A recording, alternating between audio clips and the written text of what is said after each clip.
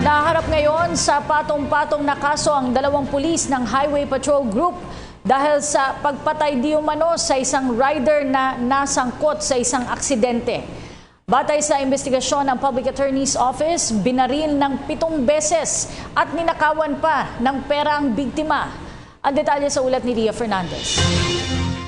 Sa video na ito nakuha ng isang commuter, kitang-kita ang pananakit ng mga tauhan ng PNP Highway Patrol Group at MMDA na si John Delariarte, 27 anyos, habang nakatayo at nakaposa sa kahabaan ng EDSA bandang Makati. Dito naman sa isa pang video nakuha ng nakaalitang kapwa motorista, makikitang dumidila ang binata habang nakaupo sa bangketa. Noong July 29, hinuli ang nooy papasok sa trabahong si Delariarte ng mga otoridad matapos mabangga ng kanyang motorsiklo ang likuran ng sasakyang sinusundan niya. Kalaunan, napabalitang patay na ito dahil nanlaban umano ito. Iniimbestigahan ngayon sina PO3 Jeremiah De Villa at PO2 John G. Manonog ng HPG na di umano'y bumaril kay Delariarte. Sa post-mortem report ng krame, nagtamo ng 2 tama ng baril si Delariarte. Pero hindi kumbensido dito ang pamilya ng namatay kaya't lumapit ito sa Public Attorney's Office. Hindi tumugma ang autopsy report ng PAO sa krame kung saan lumalabas na intentional ang pagpatay kay Delariarte base sa lapit ng tama ng baril sa kanyang katawan.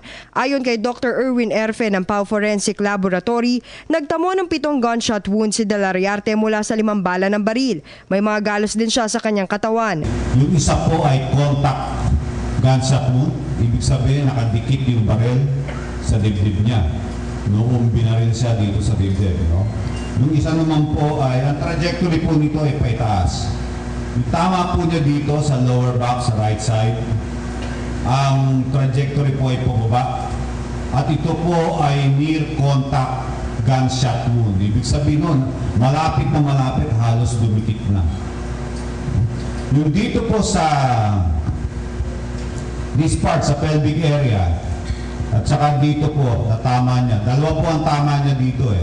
Yung isa, direkta po dito, perpendicular. 85 degrees yung sinukat po namin. No?